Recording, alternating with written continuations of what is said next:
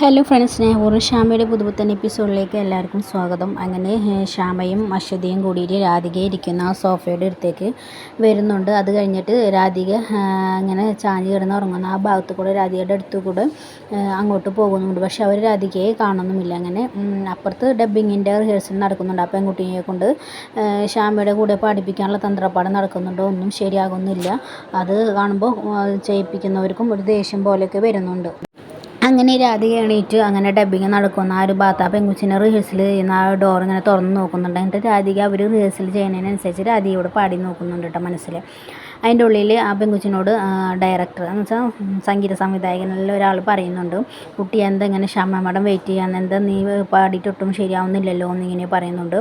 അങ്ങനെ ശ്യാമ മാഡത്തിനെ ഞാൻ ഇങ്ങോട്ട് വിളിക്കാൻ വന്നിട്ട് അതിലത്തെ ഒരാൾ പുറത്തേക്ക് പോകുന്നുമുണ്ട്. രാധിക വാതിൽ പിടിച്ച് ഇങ്ങനെ പാട്ട് റിഹേഴ്സൽ ചെയ്യുന്ന സമയത്ത് അപ്പുറത്ത് നിന്ന് ഒരു പയ്യൻ വരുന്നുണ്ട്. എന്നിട്ട് ഇങ്ങനെ ചോദിക്കുന്നുണ്ട് പാടാൻ വന്ന്. അപ്പോൾ അവനെ കാണുമ്പോൾ രാധികയ്ക്ക് ഒരു ചമ്മൽ പോലെയൊക്കെ ആവുന്നുണ്ട്. അങ്ങനെ രാധിക അങ്ങോട്ട് മാറാൻ നിൽക്കുമ്പോൾ ചെക്കൻ ഒന്ന് നിന്നെ കുട്ടിയുടെ പാടാൻ വന്നതാണോ എന്നിങ്ങനെ ചോദിക്കുന്നുണ്ട്. അല്ല എന്നിങ്ങനെ പറയുന്നുണ്ട്.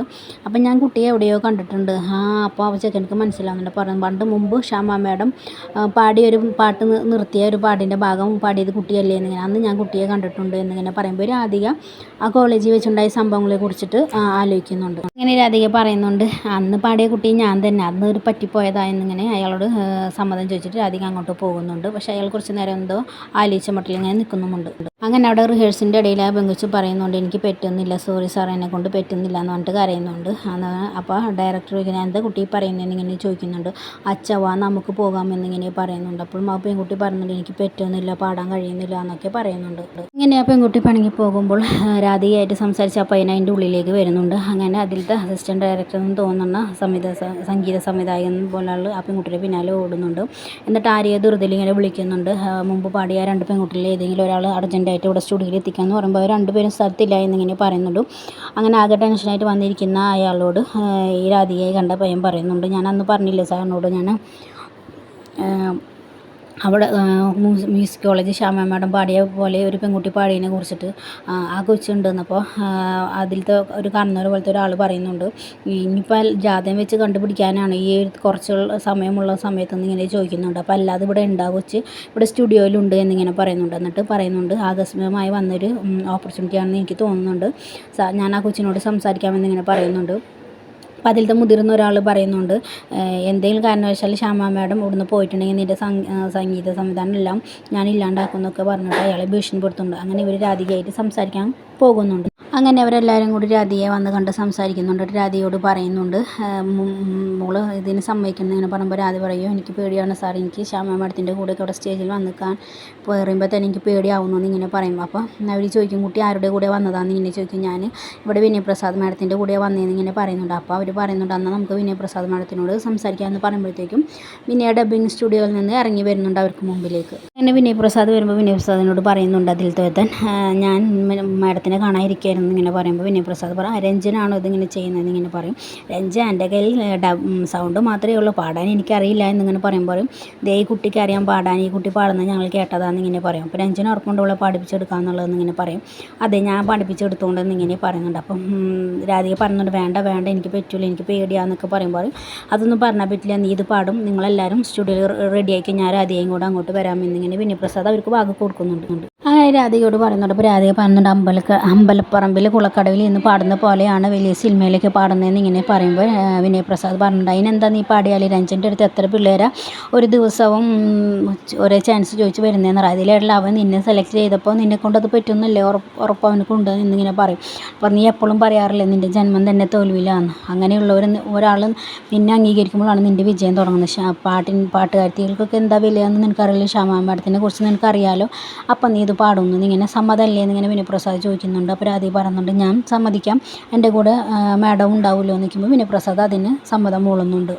രാധികയ്ക്ക് ധൈര്യം കൊടുക്കുന്നുണ്ട്, നിനക്കുള്ള ഭാഗ്യമാണെന്ന് കരുതിയാൽ മതി, ദൈവം നിനക്ക് വെച്ച് നീട്ടിയാന്ന് കരുതാൽ മതി, ഇത് വിജയിച്ചിട്ടുണ്ടെങ്കിൽ പിന്നെ നീ ശ്യാമ മാഡത്തിനെ കാണാൻ അലഞ്ഞു തിരിയൊന്നും വേണ്ട, ശ്യാമ മാഡം നിന്നെ കാണാൻ വന്നോളും എന്നൊക്കെ പറഞ്ഞിട്ട് വിനയപ്രസാദ് രാധികയ്ക്ക് ധൈര്യം കൊടുക്കുന്നുണ്ട്. അങ്ങനെ ഡയറക്ടർമാർ തമ്മിൽ പറയുന്നുണ്ട്, നോക്ക് ജോസ് അവിടെ ശ്യാമ മാഡത്തിനെ പോലെ ഇല്ല കൊച്ചെന്ന് ഇങ്ങനെ പറയും നമുക്ക്. അപ്പോൾ കൂടെയുള്ള ഒരാൾ പറയുന്നുണ്ട്, അത് ഞാനും ശ്രദ്ധിച്ചതാണ്, ഞാൻ അവിടെ വെച്ച് പറയണ്ടെന്ന് വിചാരിച്ചിട്ടാണ് എന്നിങ്ങനെ പറയുമ്പോൾ കൂടെയുള്ള ആൾ പറയുന്നുണ്ട് ഇപ്പം അങ്ങനെയുള്ളൊരു ചർച്ചയൊന്നും വേണ്ട, ശ്യാമയുടെ സെലിബ്രിറ്റി അങ്ങനെയുള്ളത് ആളുകളിലേക്ക് എത്തിച്ച ആളുകൾ ഗോസിപ്പ് പറയും. നമുക്ക് ആദ്യം പാട്ട് നോക്കാമെന്നിങ്ങനെ അയാൾ പറയുന്നുണ്ട്. അങ്ങനെ പിന്നെ കാണിക്കുന്നത് ശ്യാമയാണ്. ശ്യാമ ഇങ്ങനെ നെറ്റിയിൽ കൈവച്ച് ഇങ്ങനെ ചെരിഞ്ഞ് കിടക്കുന്നുണ്ട്. അശ്വതി എന്തോ ഒരു മാസിക ഇങ്ങനെ വായിച്ചിരിക്കുന്ന ഭാഗമാണ്. അപ്പോഴേക്കും ശ്രീ വരുന്നുണ്ട്. ശ്രീ വന്നിട്ട് പറയുന്നുണ്ട്, മാഡം എത്ര ശ്രമിച്ചിട്ടും ആ പെൺകുട്ടിക്ക് പാടാൻ കഴിഞ്ഞില്ല. പെൺകുട്ടിയെ പറഞ്ഞിട്ട് പകരം വേറൊരു പെൺകുട്ടിയെ കിട്ടിയിട്ടുണ്ടെന്ന് ഇങ്ങനെ പറയുമ്പോൾ ശ്യാമ പറയും നന്നായി പാടുന്നുണ്ട്, മാഡത്തിന് വരാൻ പറ്റുമെന്ന് ചോദിക്കുമ്പോൾ പറയും ശ്രീ പാടിച്ചോളൂ, ശ്രീനെ എനിക്ക് വിശ്വാസമാണ്, എനിക്ക് ചെറുതായിട്ട് വയ്യ, ആ പെൺകുട്ടിയുടെ പ്രശ്നം പെൺകുട്ടി പാടട്ടെ, അത് കഴിഞ്ഞിട്ട് ഞാൻ വന്ന് പാടാം.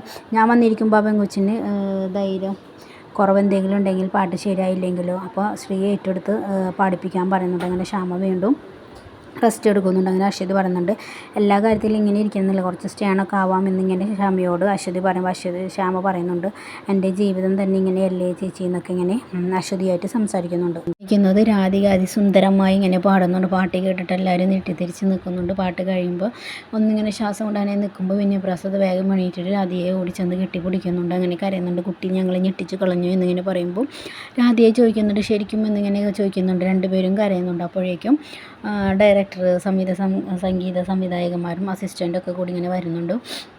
ഒരു കവർ പിടിച്ചിട്ടാണ് അവർ വരുന്നത്. എന്നിട്ട് അവർ പറയുന്നുണ്ട് കുട്ടി ഞങ്ങൾ ശരിക്കും ഞെട്ടിച്ചുണ്ട്, ഇത്രയും കാര്യം ഉണ്ടായിട്ടാണോ കുട്ടി ഞങ്ങളുടെ മുമ്പിൽ പാടില്ല എന്ന് പറഞ്ഞത്, അടുത്ത ശ്യാമ മാഡം കുട്ടിയാണെന്ന് ഇങ്ങനെ പറയുമ്പോൾ രാധികയ്ക്ക് സന്തോഷമാകുന്നുണ്ട്. ആ കവർ അവരുടെ കയ്യിലുണ്ടായിരുന്ന ആ കവർ രാധികയ്ക്ക് നീട്ടുന്നുണ്ട്. രാധിക അയ്യോ സാർ ഇത് എനിക്ക് വേണ്ട എന്ന് പറയുമ്പോൾ വിനയപ്രസാദ് പറയും അത് വാങ്ങിക്കാൻ പറയുന്നുണ്ട്. അങ്ങനെ രണ്ടുപേരും അനുഗ്രഹവും കൂടി വാങ്ങിക്കാൻ പറയുന്നുണ്ട്. അങ്ങനെ രാധിക ആ കവർ വാങ്ങിച്ച് അവരുടെ അനുഗ്രഹമൊക്കെ വാങ്ങിച്ച് വിനയപ്രസാദിന് അനുഗ്രഹം വാങ്ങിക്കുന്നുണ്ട്.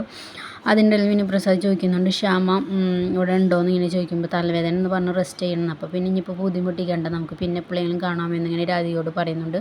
എന്തെങ്കിലും ആവശ്യമുണ്ടെങ്കിൽ ശ്രീ എന്നെ കോൺടാക്ട് ചെയ്താൽ മതി എന്നിങ്ങനെ വിനയപ്രസാദ് പറയുന്നുണ്ട്. അപ്പോൾ വിനയപ്രസാദിനോട് ചോദിക്കുന്നുണ്ട് മാഡം ഇനി കുറച്ച് നേരം ഉണ്ടാകുമ്പോൾ പറയുമ്പോൾ ഒരു ഷൂട്ടും കൂടി ഒരു സീനും കൂടി ഉണ്ട് എന്നിങ്ങനെ പറയുന്നുണ്ട് വിനയപ്രസാദ്. അങ്ങനെ വിനയപ്രസാദിനോട് യാത്ര പറഞ്ഞ് അവർ അവിടെ നിന്ന് പോകുന്നുണ്ട്. അങ്ങനെ അവിടെ നന്നൊന്നും വിശ്വസിക്കാൻ പറ്റാതെ ഇതിൽ രാധേച്ചി ഇപ്പോഴാണ് എന്താ നടന്നതെന്ന് ഇങ്ങനെ ചോദിക്കുന്നുണ്ട്. അപ്പോൾ പറയും ഇനി ഈ പാട്ട് സിനിമയിൽ ഇടുമെന്നൊക്കെ ചോദിക്കുമ്പോൾ വിനയപ്രസാദ് പറയും അതൊക്കെ ഇടും, നിൻ്റെയും ശ്യാമ മാഡത്തിൻ്റെ സൗണ്ട് ഇനി എല്ലാവരും ഒരുമിച്ചാണ് കേൾക്കാൻ പോകണമെന്നിങ്ങനെ പറയും. രാധിക ആകെ ബണ്ടറടിച്ച് നിൽക്കുന്നുണ്ട്. നമ്മൾ ശ്യാമ മാഡത്തിനെ കാണാൻ പറ്റാത്തത് സങ്കടം എന്നിങ്ങനെ പറയുമ്പോൾ വിനയപ്രസാദ് പറഞ്ഞിട്ട് നിങ്ങൾ തമ്മിൽ കാണാനുള്ള സമയമായി എന്നൊക്കെ ഇങ്ങനെ പറയുന്നുണ്ട്. അത് കഴിഞ്ഞ് നിൽക്കുമ്പോൾ അശ്വതിയും ശ്യാമയും ചായ കുടിക്കുന്ന ഒരു ഭാഗമാണ് കാണിക്കുന്നത്. അപ്പോഴേക്കും പാട്ട് പഠിപ്പിക്കുന്ന അയാൾ ഡോറിൽ വന്ന് മുട്ടുന്നുണ്ട്. അങ്ങനെ ശ്യാമയോട് പറയുന്നുണ്ട് മുമ്പ് പാടിയ കുട്ടി പോയെന്ന് വിചാരിച്ച് നല്ലതെന്ന് ഞങ്ങൾക്ക് തോന്നുന്നുണ്ട്, കാരണം ഇപ്പോൾ പാടിയ കുട്ടി അതിഗംഭീരമായി പാടിയെന്നിങ്ങനെ പറയുമ്പോൾ ശ്യാമ പറഞ്ഞത് ശ്രീയുടെ പാട്ടിനോടുള്ള സ്നേഹവും ആത്മാർത്ഥതയും എനിക്കറിയാം, അപ്പോൾ ശ്രീ പറയുന്നതിൽ കാര്യമുണ്ടെന്ന് എനിക്ക് തോന്നിയെന്നിങ്ങനെ പറയുമ്പോൾ ശ്രീ പറയുന്നുണ്ട് മാഡം ഒന്ന് വന്ന് കേൾക്കണം എന്നാലും എനിക്കൊരു സമാധാനമാവുള്ളൂ എന്നിങ്ങനെ പറയുമ്പോൾ ശ്യാമ പാട്ട് കേൾക്കാൻ വേണ്ടി ശ്രീയുടെ കൂടെ പോകുന്നുണ്ട്. ശ്രീയുടെ കൂടെ പോകുന്നതും കാണിക്കുന്നുണ്ട്.